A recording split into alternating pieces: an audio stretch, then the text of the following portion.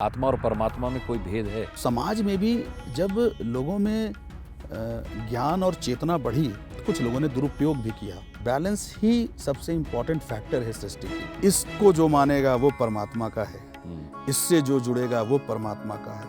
हम परमात्मा के हैं, हम इस विधि को मानते हैं, यही सत्य है, ऐसा नहीं। लोग आत्मा और परमात्मा में बड़ा भेद नहीं कर पाते। क्या इसमें कोई भेद है? आत्मा और परमात्मा में कोई भेद है? जब तक कहते हैं आत्मा शरीर में है तब तक वो दुर्गुणों से परिपूर्ण है।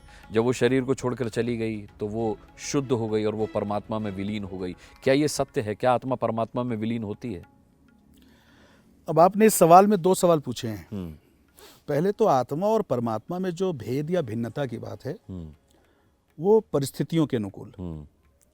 अब समुद्र से आप नदियों से थोड़ा पानी निकाल लेंगे तो जब वो नदी से अलग होगा तो उसको आप कहेंगे कि ये एक मग पानी है या एक लोटा पानी है या एक बकेट एक बाल्टी पानी है।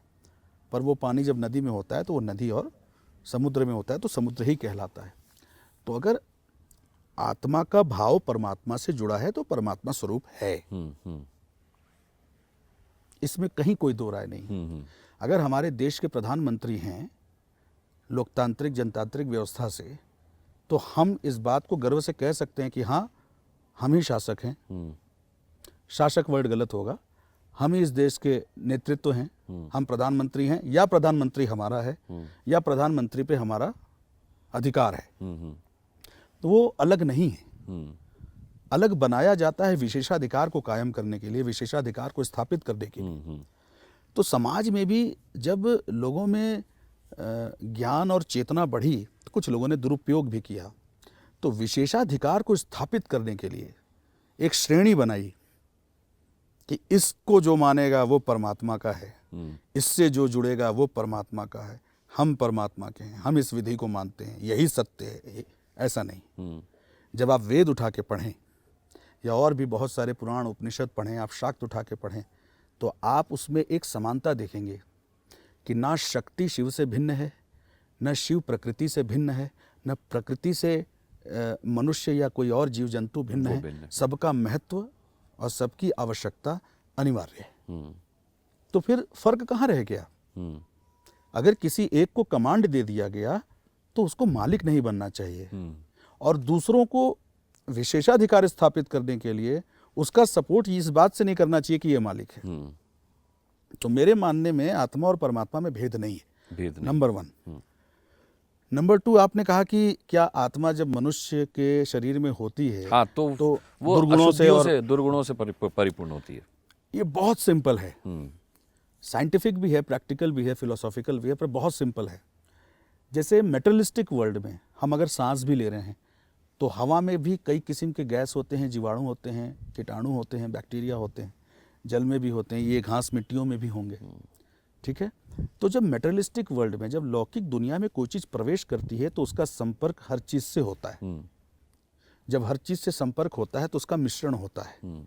जब मिश्रण होता है तो गुण, अवगुण, दुर्गुण सब शामिल होते हैं। जिस चीज़ का वजन ज़्यादा होता है, जो चीज़ अधिक होती है, उसमें वो गुण बढ़ जाते हैं, किसी में दुर्गुण ज़्यादा बढ़ जाते हैं। जैसे अभी हवा चल रही है, हमें आपको बहुत सुखद लग रही है। जब ये तेज चलने लगेगी तो ये आंधी में परिवर्तित हो जाएगी। पर जब ये आंधी हो जाएगी तो सिर्फ हवा नहीं होगी, उसमें सारे धूल, मिट्टी, पतवार, कंकर सब उड़ेंगे। वो सबको साथ लेके चलेगी। तो आत्मा जब मेटलिस्टिक वर्ल्ड में है तो उसका इंटरेक्शन हर चीज़ से होगा, और उसके दूषित होने पर उसके दुर्गुण पे बहुत ज़्यादा फोकस नहीं करना है। गुण, अवगुण, दुर्गुण सब कुछ इसी सृष्टि में है। सबका अनुपात होना चाहिए। शुरुआत की बात कि संतुलन होना चाहिए। संतुलन होना चाहिए, यानी कि जीवन संतुलन पर ही आधारित है। अब आप बताइए, एक बैक्टीरिया को मारने के लिए दूसरा बैक्टीरिया बनाना पड़ता है, एक वायरस को मारने के लिए दूसरा वायरस बनाना पड़ता है। तो अगर वायरस गलत है, जो वायरस आया वो गलत है, तो फिर वो वायरस भी गलत है जिससे उसको आप मार रहे हैं। उसका संतुलन बिगड़ गया, वो सबके लिए हानिकारक हो गया। आपने वैक्सीन को संतुलित बनाया जिससे आप क्योर कर रहे हैं, लोगों को ट्रीट कर रहे हैं। तो संतुलन, बैलेंस ही सबसे इम्पोर्टेंट फैक्टर है सृष्टि की, इस वर्ल्ड में।